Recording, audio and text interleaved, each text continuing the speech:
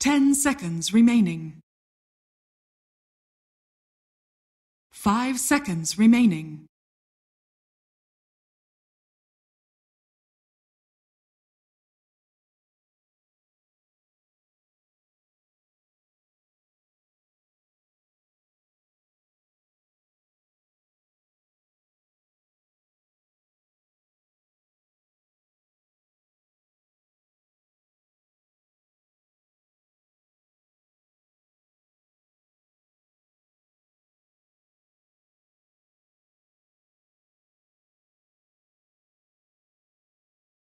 Dire team pick.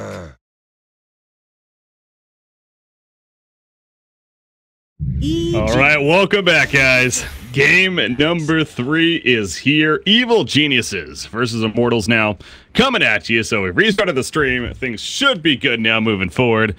I better knock on the wood that I have here because it's a dangerous thing to say. But I'm BK, joined by Skim once again as my cookmaster here. And we got, again, the final game of the series. This is an elimination match here for the Star Ladder I-League Invitational Season number 3 and a Qualifiers. Just to clarify, I know there's a lot of these qualifiers going on. This is for one of many. But no, this is an elimination match. And right now, you know, we could be seeing EG getting knocked out a lot sooner than people would have expected, Skim. I believe Immortals just showed in the last game that there are no pushovers whatsoever. Yeah, they've, you know, ever since they've rebranded, or ever since they've, you know, gotten back together, they've had a couple of shaky performances and shaky games, but in that last game they showed they are here to dance. And, well, the question is, can Evil Geniuses keep up? Because that was a devastating performance, really. I mean, you know, you lose your mid lane so intensely, and then even in the mid game, you know, after things start to look a little bit good, no, they just everything just falls apart again, and you just get ripped apart by a Clinks and a Bloodseeker. And as I mentioned, the Bloodseeker, it is first phase banned. Evil Geniuses do not want to mess with that again. Yeah, obviously he was one of a couple of heroes that were very annoying that game. I'm sure the whole team was annoying to play against for Evil Geniuses with the way that game was going. But, of course, the other one that comes to mind is Clinks. I mean, you're not going to early ban a Clinks. It just doesn't feel right. But Bloodseeker, I think, is more up on that tier list to where, yeah, you could take him out. And so a little bit of a reaction ban is safe to say from them. They do get Spear Breaker, though. This has been a rising 4 position, at least I feel like, in the NA region. Again, I keep referring to the NA region. That's the one personally I've been watching the most of, being from NA after all, and happen to be now casting for these qualifiers going on. So I'm speaking from that perspective, at least. Several teams have most certainly been using him as kind of top priority. Nightstalker, of course, the other one on the other side. But again, we see a disruptor in this game, but this time on the side of EG, however. So a popular support in this series here.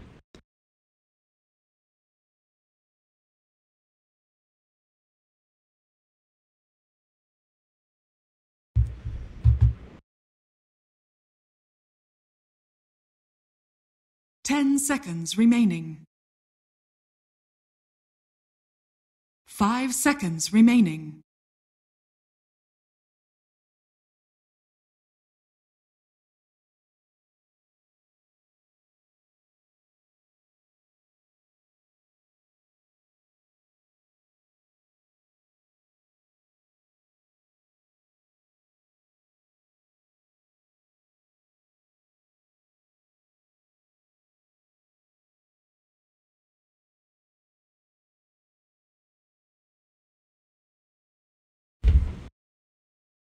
Dire team ban. Or he can be your second core. I don't know. There's so many ways to play this Venomancer. You can even play him as a support if you want to. So this is a very safe opener. And, I mean, it worked out for them last time around. The question is, can they follow up on it again? Yeah, Venomancer definitely sets up as a great option for even an aggressive dual lane. That's something we see from time to time, you know, especially hell with something like the Nightstalker down there. Venomancer Nightstalker lane, that's a really annoying lane to go up against for what would be a lot of matchups. So it's a potential as you're getting at a hero that's very diverse here. The final ban, though, coming out before pick number 3 on the side of EG, and it's going to be an Underlord. So we're seeing a bit of respect bans coming out here. We mentioned the Bloodseeker earlier, but how about those from now? Well, okay, well, Immortals is a little funky because they banned Clinks themselves. Obviously, they did it very well last game, and then they banned the Underlord too. So That's a reaction.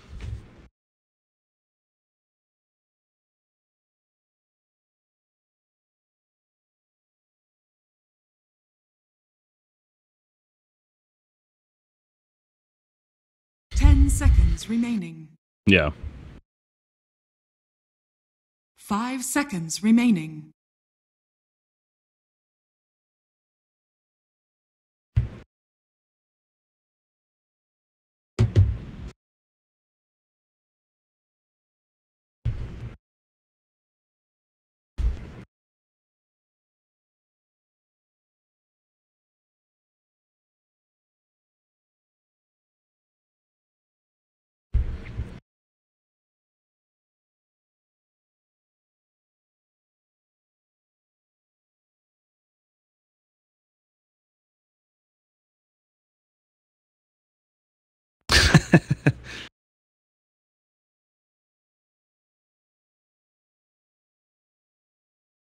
Oh, yeah.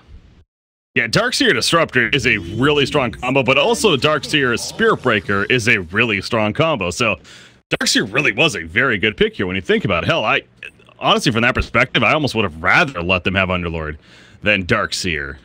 You know, kind of just thinking about it on paper here. But again, they ban the Underlord, they give up the Darkseer. So solid pick from EG. We'll see how they use it. Oracle coming out for the third pick for Immortals. Took a while to think about that, but 30 seconds of remaining time here. So they end up with their fast support in Oracle. Once again. It's a strong pick.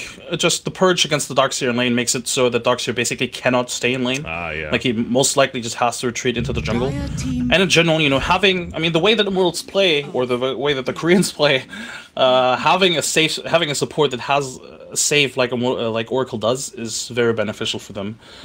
So in that sense, I do think it's a safe pickup for them. Oh, and the Necrophos, very nasty. Necrophos Venomancer. Welcome to Dota in September, August 2017. Well, September, August, July, I mean, this has been a combo that's been pretty relevant for a little bit now. Obviously, thanks to no patch, cough, 7.06. When is it? Necrophos, you know, I as the Quinnipiac came out, I kind of looked over the bans. I'm like, God, you know what? Necrophos is not banned yet. And sure enough, Immortals just cannot pass that up. And it's understandable that you can't pass that up. That is a strong one to get here.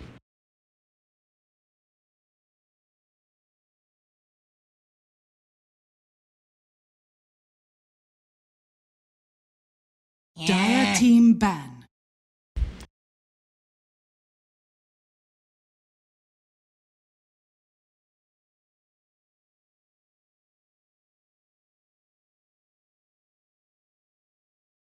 Oh, yeah. 10 seconds remaining. 5 seconds remaining.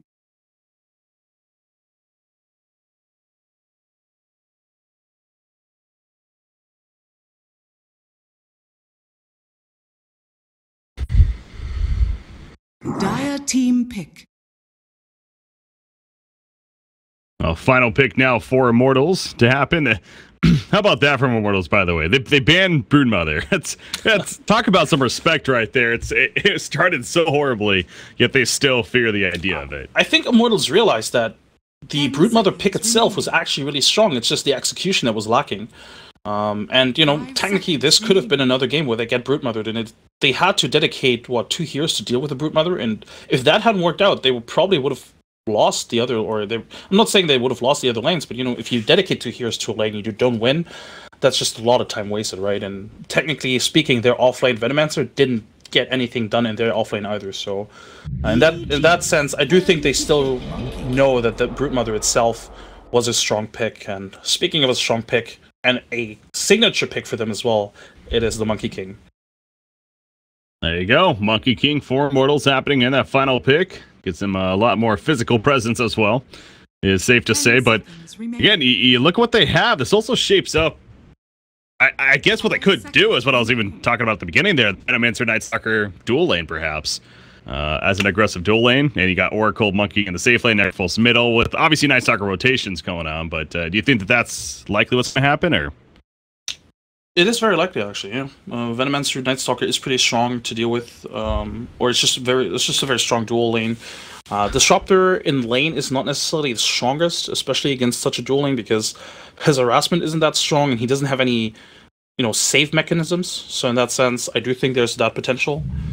But I wouldn't be surprised if they just focused more on the mid lane, making sure Sumail doesn't have a strong start. Mm-hmm. But as I say that, there's an anti-mage that you also might need to deal with. I think this is, anti-mage, Necrophos, those are two heroes that you pick if you're facing Illumination Darkseer as well. This is, if it's TI and it's like the lower bracket, in the last game, you go anti-mage Darkseer or Tidehunter or something along those lines. So this is definitely a very safe draft from Evil Geniuses. They, don't want to get eliminated this early. Yeah. Well, obviously, neither team does at this point. Want to keep things alive here. And what is a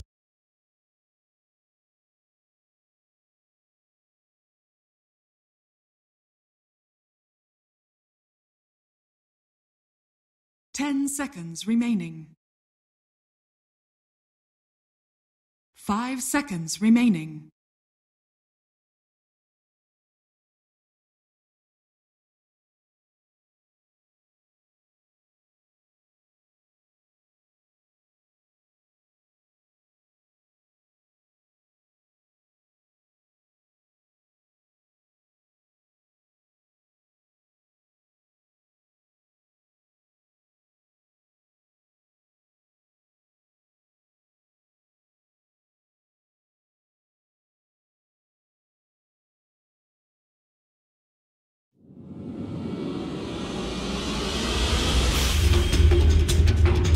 I don't think you can do that. I don't think you want to afford the anti-mage up against the Monkey King in lane, just because the Monkey King kind of trashes onto the anti-mage, because Monkey King's range is so much bigger, and he can harass anti-mage much more effectively. So I think if you're Immortals, you try and have the Night Stalker probably just roam between the offlane and the safe lane, offlane and the mid lane, and not commit to anything just yet, but probably more so the offlane than the mid lane. And then, if you're AG, you definitely want to avoid the Monkey King as much as possible. And I think Universe probably won't get anything in lane whatsoever. I mean, it's an Oracle. He'll just have to jungle safe. Mm-hmm. All right, well, lane's coming about. Wards go down. You see up here at the top lane, you got an aggressive ward being placed from Tubu there, playing the Oracle, able to get in. I do not believe that was spotted at Lace. You'll see way at the bottom down here. Not only an aggressive ward, but more so to block the camp there of the spawn. So gonna have to deal with that. But I heard a ward being placed actually. Oh, that's at the bottom lane down here from Evil Geniuses themselves. Forever throwing down bananas meanwhile. But yeah, he has the boots picked up, and sure enough, set up to go towards that bottom lane as expected. Night Stalker also with the early boots at this point. Yeah, this camp is, this is a good block. I think we discussed this actually yesterday. It's not necessarily a difficult ward to block, it's just, a matter of seeing it because it's behind the trees. But generally speaking, it's not difficult to block, and I'm sure they will block it. They do have a sentry on the Disruptor.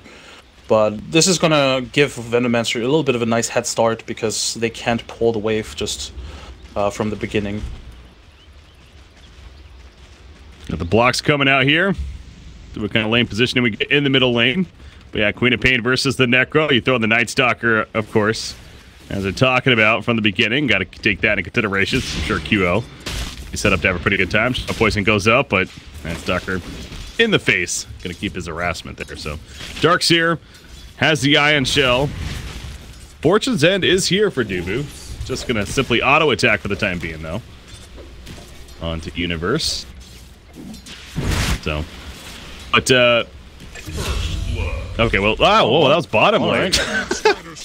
Both of us missed that. I was watching top and then mid, and I guess it was to be, I guess one could have anticipated this, there is a Spirit Breaker charge, and he was hiding pretty well, but I don't know. It still felt like 4F should have been able to stay a little bit safe. There's not that much immediate burst damage potential either.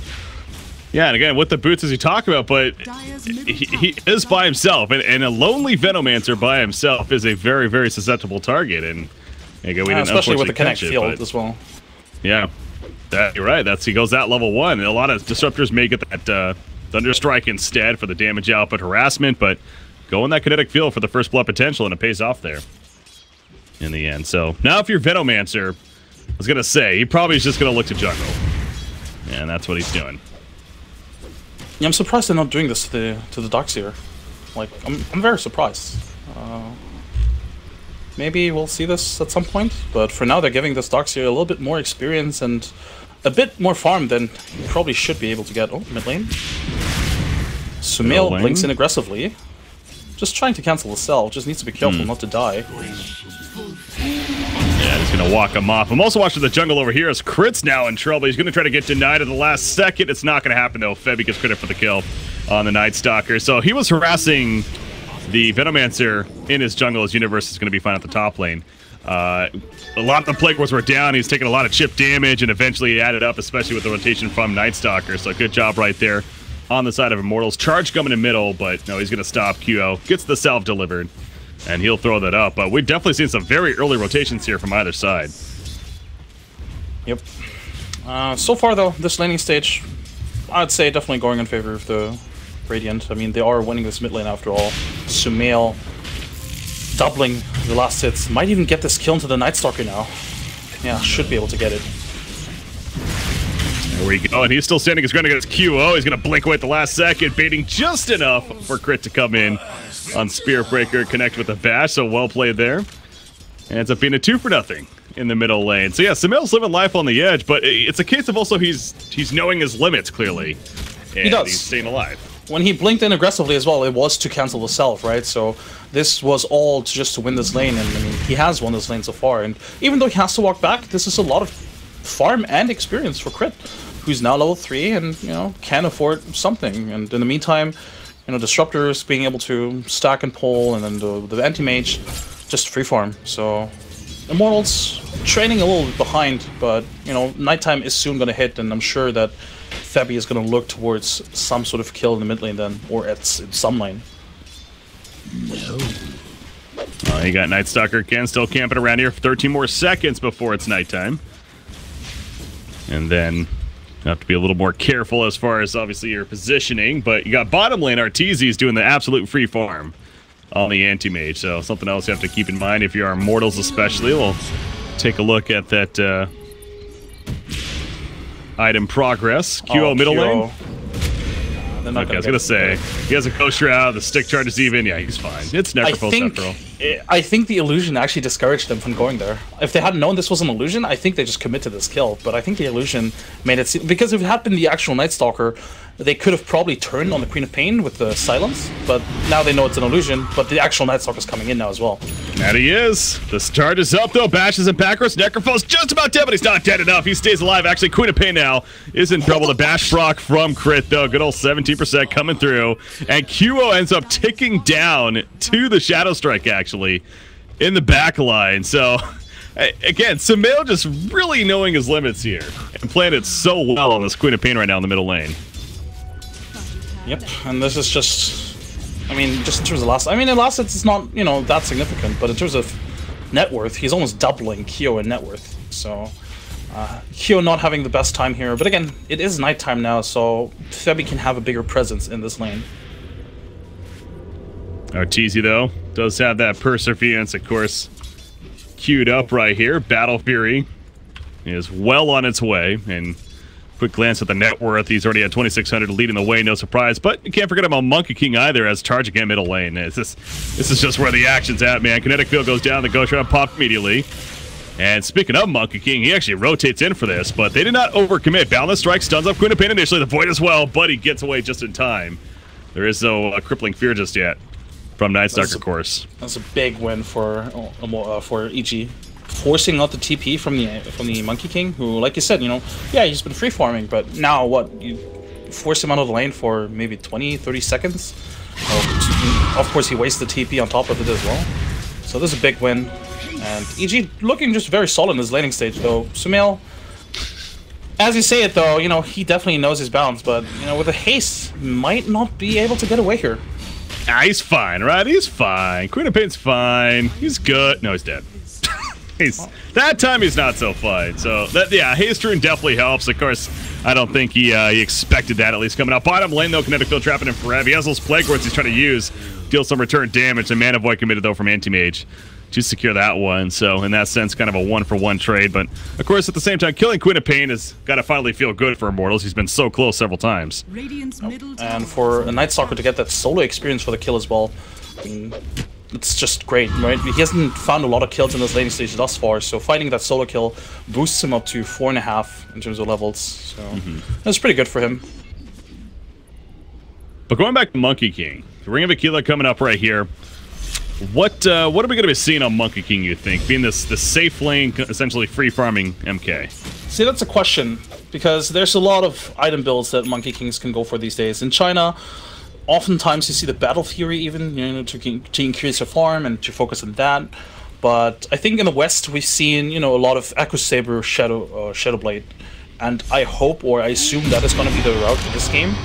Oh, that's... Is he going to survive here? No, that's Glimpse. He should be dead. Right back in. So, yep, Febby, sure enough, dead as expected. Another bash in there, just in case. But yeah, I think Echo Saber or Shadow Blade would be best, because the Silver Edge later on is actually going to be really strong as well, with the damage reduction and the break. But, I don't know, they could also, you know, Immortals, if they want to play it safe, they could technically pick up the Battle Fury and try to contest the farm of the Anti-Mage. God, Crit is so active on this hero. I mean, a lot of Spirit Breakers are, of course, but he's just all over the place a little bit too far, though. No, he stays alive, actually. Just a little bit longer to be taken out by an auto attack, but at least he prevents the Reaper Scythe kill, so we'll win there in that sense. Sonic Wave in the face of Night Stalker Mino, and in QO space for the double turn kill for Danger, aka Sumail right there, and he has a nice little double damage rune to pick up as well. Beautiful turn for Queen of Pain and in favor of VG. You know, if this is a pop game, Sumail probably did question marks all chat, or not Sumail in general, but the Queen of Pain player would just do it, because I don't know, it was just such a weird double kill, because they're just standing there and he's like, alright, I guess I'm just gonna ulti you guys. Not often does a Queen of Pain actually get that many kills with the first ultimate as well, so this is a pretty strong start for Sumail. And do we dare look at net worths? No, you'd expect Sumail to be higher, but you know, there has been a lot of commotion with, so his net worth is still pretty respectable, all things considered. Yeah, I mean, when it comes to CS, he's a little bit behind several others in this game, but yeah, the overall net worth is very, very good. Of course, if you're going to be behind somebody, being behind your partner Anti-Mage is just fine. The Battle Fury, again, almost finished. All he needs is that broadsword of the 1200 gold right there. So just about finished. You look back on Monkey King, Ring Basilius actually now. Ring of Aquila, I believe, is going to be on the way, perhaps on the courier there. Yeah, looks like it. So yeah, we'll keep an eye, though, what he decides to go for here. As you mentioned, the Shadow Blade into the potential Silver Edge. Definitely a nice tool. Venomancer, though, going to Medallion here. Is essentially playing the off-lane Venomancer in the hands of Forev. Yeah, Forev just needs to play the utility core in this game. And just make sure to pick up a lot of those items. You know, probably Solar Crest into Halberd. Maybe even an Aghanim's at some point, but I think definitely, you know, Solar Crest. Maybe Veil of Discord could be nice. There's not necessarily a lot of synergy there, but with the Necrophos, there is some synergy there. Ooh, Roman. This is a smoke ain't gonna expose. They find MP, though. Prime target indeed. Balance Strike comes out at Monkey King, though. Not living through that. That's a double damage. Queen of Pain easily gets the kill. Dubu's next in line. A killing spree for Sumail right here. And the 700 gold saved up. Plenty of build up to work with. Great roam coming out. Very good use of the smoke. And guess what? They're going right back to the middle. Not only going to try to get this regen rune, yep, picked up by Sumail. Now he's in their face. Has a Sonic Wave back up, actually. With that double damage rune still on, and a Sonic Wave in the face of Necrophos with the Ghost Shroud activated. That does not help your cause. And they get the kill to Night Stalker as well. Sumail is playing on fire this game. This is absolutely insane. And Sumail, I mean, this is sort of what you expect from this player, right? If you give him a good, or if you give him a matchup where he can shine, he will, and he did. So this is just him paying his team back for enabling him as well, but also just his own skill. I mean, he's just one of those players that if you give him that space, he will take it. And Immortals will have a rough time dealing with this Queen of Pain because their only control is going to be from the Night Stalker, effectively. I guess you could count Boundless Strike as well, but that's not really reliable. So, Kiro. It's not an Oracle, though. A Static Storm. Oh, the Oracle was silenced up! He ran back in! Oh, that Static Storm placement was clutch from Fear right there. That no doubt kept him alive because the False Promise was coming out, or made him dead, I should say. But now Spirit Breaker, is he a little bit too committed? Fates to put on himself. Oracle's going to be wearing off, though. Queen of Pain deciding maybe a little bit too deep this time. And Crit's going to escape with the charge out towards the bottom. Nope, maybe not. He's cut off right here. Meanwhile, the backline, Sumail is picked off. Yeah. Not catch that. I'm watching Spirit Breaker being run down. He gets a turn count to do. He pops a Shrine, though. And now he's going to go out at 1v1 versus Venomancer. Disruptor's coming in. He's going to charge away. And that should be the end of it. Yeah, they all just run. But yeah, how about that? Sumail going down after all of that. The fact that Spirit Breaker live was crazy, but that's a big kill on him. It's a big kill. It's a big bounty as well. 500 gold for support is a lot of money this early on. And yeah, suddenly Oracle can almost afford, well, basically can afford now, Arcane Boots as well. And nighttime hits now as well.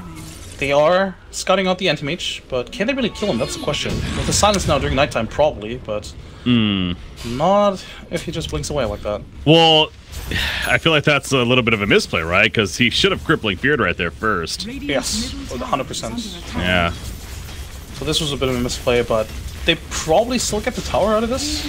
Looks like they want to bait EG into a fight.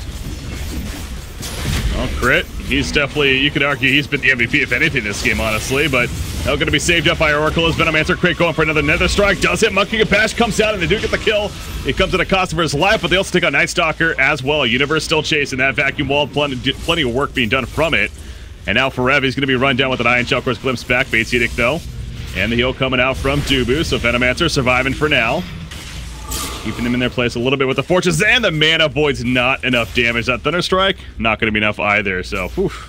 Little skulls there in the end, but ends up being the 2-for-1. They got Monkey King, though. Yeah, they got the Monkey King, and they only traded their 4 position support for it, which is a fantastic trade for EG. And the Anti-Mage, unfortunately, doesn't get any more kills after that, but, you know, surviving on the Queen of Pain, surviving on the Anti-Mage, very clutch, and once that Lincoln Sphere is up on Sumail, we'll have a very awkward situation where Immortals just doesn't have any control anymore over this Queen of Pain. Sure, they can trigger the Lincolns with the Void, but, you know, Febby still has to get in range first. That's a big issue. They don't have any long-range way of triggering it, so that is going to be an issue in the long run. But yeah, going back as this action just continues to make the point, though, I know you mentioned we're hyping up Queen of Pain and Sumail and the plays that he's making, which has no doubt been huge, but I really do think you cannot overlook the impact that Crit has had. The Spear Breaker has been setting up so many of those kills, if anything, you know, keeping alive in some cases. Speaking of staying alive, Queen of Pain actually avoids Boundless Strike, and now Febby, the one that could be in trouble. He's finding out the ledge. Vacuum back over. He does get pushed back with a knockback, though, and actually he's going to survive. Oracle saving the backline. Static Storm locked on the Necropulse. Finally, the False Promise does come out this time, though, keeping him alive and probably going to keep him back to full life after this wears off. So, yeah, if you're the Radiant side, you do not want to fight into that. And they do retreat for now. Thinking about going back in, though. This could have been so much worse for both sides, actually. Oh, Night Stalker. Still not over, I suppose. That was sick. Glimpsed back right as he charges past him. He turns around, smacks him in the face. Febby, he's dead. The fly runs off, and he does go down in the end, so. Yeah, Crit has been part in 14 kills out of the 17. He definitely ran the show in this early game, and this is sort of what people expected to see from Crit when he, you know, rotated back to the 4 position, and I'm glad that we're seeing it. And he's showing how to play Spirit Breaker effectively. That's that universe. Yeah, nice catch there.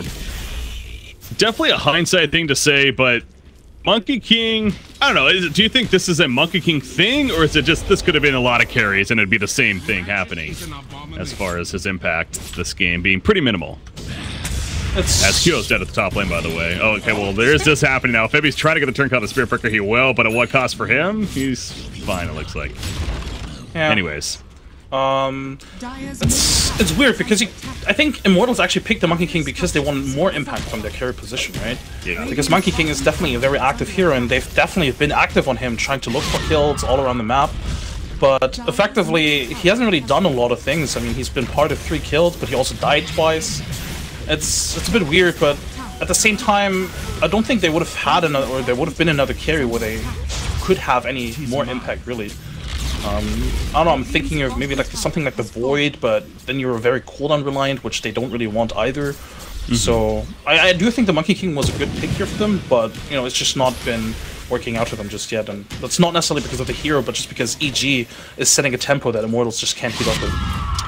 Well, he is going to go the Hand of Midas to help try to recover right here. He does have a finish now, so start at least for MP in terms of coming back in this game. I mean, he's 4th overall in net worth, so he's not doing horrendous. It's just not ideal where he wants to be, because on the other side, you do have the Anti-Mage that, of course, is going to continue to excel. The Manta style is on the way here. You do have Venomancers actually leading the way. That, I think, is the most surprising thing, because this is an off-lane Venomancer that we're talking about. That's leading the top of the net worth for his team, at least. It is, but at the same time, Forev has pretty much just been jungling most of the time. And he's been, you know, very focused on pushing out lanes, pushing towers. So in that sense, Forev just sort of been a silent carry in this game, because he's just been focusing on farming, and he kind of had to, because his lane was very, very bad. And Venomancer as a hero definitely needs both farm, experience, and items. So yeah, this is kind of what he had to do. But they just need to make sure that he doesn't die, because he needs more items. So, like, just the Solar Crescent itself is not going to be sufficient. Well, Crit went pretty far right there. This could possibly backfire. Q's running in. He had a chance for his ultimate, but they get turned around instead as a Static Storm comes out. Feed Edict not going to be enough to save the Monkey King.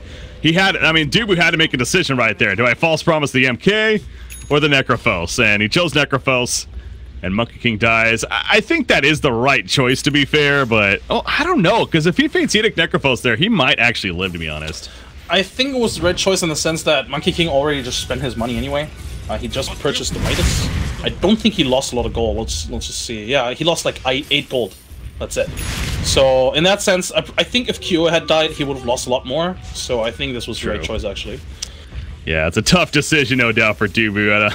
It's easy for us to say in hindsight. But I'm also not sure if if Dubu actually considered those factors, like, oh hey, who do I save? Like, are you going to lose more gold than the other? I don't think he did. I think it was more of a reaction than, the Necrophos is a very important hero, and the Monkey King. I mean, both are really important heroes, but maybe he even missed. Like, for all we know, he actually intended to save the Monkey King. Well, in the end, only able to save the one. Monkey King is back up though. Middle lane, Night Stalker does barely survive himself. The Shadow Strike not going to be enough damage on the tick there, so able to make it back to base. But the more distractions happening, the more free farm the Anti-Mage continues to have. And Queen of Pain, with the Lincoln's finished, and look at what he has queued up next. Are we really going to see a Diggin? I'm not sure if he's actually going to purchase it, but it's not that bad of an item here. There's a lot of ways to deal with these heroes with his magic burst, and against the Ghost Shroud, the more magic damage you have, the better. So why not? Yeah, that's a fair point, honestly. Fate's Edict can only be a one hero, so you don't need to worry about that, really. Yeah, and for him, really, what does he he doesn't need any defensive items, really. Yeah, BKB could be nice, but the Lincoln Sphere is already very sufficient. And in terms of offensive items, what's really gonna change the outcome of the game? Is an Aghanim really gonna do anything? I don't really think so. So in that sense, I think the Dagon is probably a really good choice here. Yeah. Oh, top lane, QO on the run. He does have Ghost Shroud still.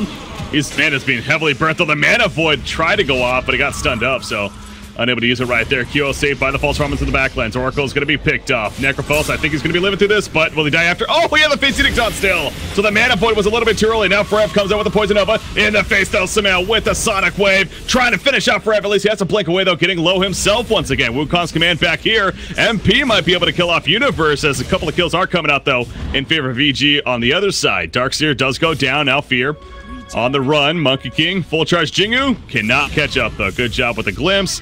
Meanwhile, Arteezy's just running people down and picks up a triple kill throughout all that. Fear is found though. He still gets a kill. He still gets a kill last second. Could have been a lot worse. Oh, he's still charged up, the Monkey King, that is. He's dead. Yeah, he's dead. Yeah. Can he kill Spirit Breaker? That's the one saving grace. Probably not. He wants to use the Midas. He wanted to use the Midas. Almost in range. Efficiency, yo.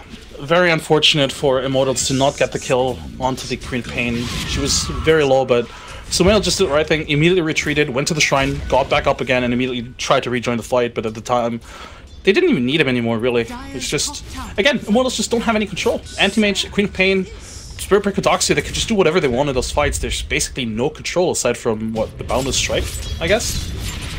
So this is a bit troublesome going forward, and it's not like there's any big control item coming up for them either. Yeah, that's what I was thinking when you were talking about the possible defensive choices that he could have gotten on Queen of Pain. Yeah, I was looking at this dire lineup and thinking, you know what? Yeah, they really don't have the most control. I mean, Fear is obviously great on Night Stalker, so maybe you could argue that Yules would be pretty good on Queen of Pain, but the pace of this game, I mean, he doesn't need that. He already has the Lincoln Sphere anyways, and the Dagon is now purchased level 1 here. So and it's so rare for Sumail to be able to, or to be hit by 2 spells, right?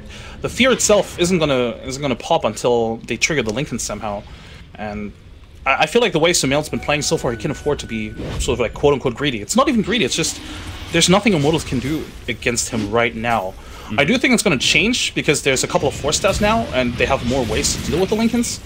And as I say that, Crit might just, yeah, he should die. He's dead. But yeah, I just think up until now, this is totally justified from Sumail, and he might have to invest into BKB next. I don't think he can just afford a Dagon 5, especially because of the Venomancer as well, but we'll see. They're engaging here. They're thinking about doing Roshan. They're trying to do Roshan. The Static Sword put down, though, and QL is going to melt as a result of that on the Necropulse. Buybacks by Venomancer and Necropulse immediately. The False Promise on Oracle himself does not save him in the long run, though, as the Mana Void is used for that kill. Triple kill coming up for RTZ. These are buybacks, by the way, and this Anti-Mage, you are not killing him. You have no physical damage right now if you're this dire side. These are going to be diebacks, and this could be... I don't want to say the end coming up, but you get my point. This is EG going to be in a very good spot right here. QO, yes, he will go down. Artusi actually gets pretty low, to be honest, but not low enough. It's a complete wipeout, and they're in potential to now steal Roshan themselves. Yep, EG, you know, crit. I was almost about to say, oh yeah, the saving grace is they delay Roshan, but do they really? Because, you know, with the Urn Chargers, they keep themselves alive, and they just take Roshan anyway. So, basically nothing Immortals won in that fight, and oh my god, they lost a lot of gold, a lot of experience as well, and ITZ doubling the net worth of the Monkey King now. That's the kind of game we're in right now. Yeah, and again, it kind of goes back to, especially being an anti-mage, they really need that physical presence, and Monkey King not bringing it, unfortunately, with the way this game's been going. Queen of Pain, by the way, actually could be in trouble here. Okay, that is going to be another streak stopper, this time 6 kills. And the bonus for Night Stalker. It's almost unfortunate that Monkey King didn't get that last hit right there, because he really could use that. But overall, that's actually not bad for Immortals, considering where this game is going right now. But Anti-Mage, the age is finished. And yeah, obviously with that level 4 spell shield, it's going to be up to Monkey King to be dealing this damage, but he's going to BKB. I mean, he's not even necessarily getting that damage item yet either, and he might melt away here. Oh no, he's going to be saved, but yeah, he has to invest into those defensive items because the silence is really screwing him, the glimpse as well. Like, there's so much control on the Radiant side with the vacuum as well, with the vacuum wall. The Queen of Pain has a lot of magic burst damage. So this Monkey King needs to invest into the defensive item before he can play any more aggressively. And in the meantime, Arteezy just finished a butterfly. So even if Monkey King had any more like, damage-dealing items, he would still miss onto the Anti-Mage until he gets an MKB, and he's so far away from an MKB. Like, that's another 10 minutes away. Yeah. Dire's middle tower is under attack. Sure is. An Anti-Mage gonna have his Basher even coming up here soon at this rate. So the raid boss is fully alive. If you combine, well, hold that thought, because they're just diving into the base now. Night Stalker, BTX save. Dubu's gonna get blown up though by Arteezy, just sitting there right-clicking in. There goes a vacuum wall combo with the Static Storm kinetic field. That's what we're talking about earlier. BKP, it's not even gonna save him. The pure damage of the Sonic Wave takes him out. And now you see Kyo just trying to tank this yet again. The Dagon nuke though, he does explode with the Mana Void. I would not be surprised to see those 2 letters come out here soon from Immortals. This is just out of control now for EG. It really is, and yeah, there it is. There's nothing that Immortals could do at this point anymore. It's difficult to, I think it's, or rather, it's easy to say, oh yeah, this is just a drafting thing, right? But I feel like the execution was also very lacking, and once a player like Sumail on a hero like the Queen of Pain gets rolling, it's very difficult to keep them under control, especially with the draft that Immortals had. So I think there's a lot of factors here to consider for Immortals, and going forward, they'll just have, I think they'll study this replay especially a lot, because I think there's a lot of things they could have done better.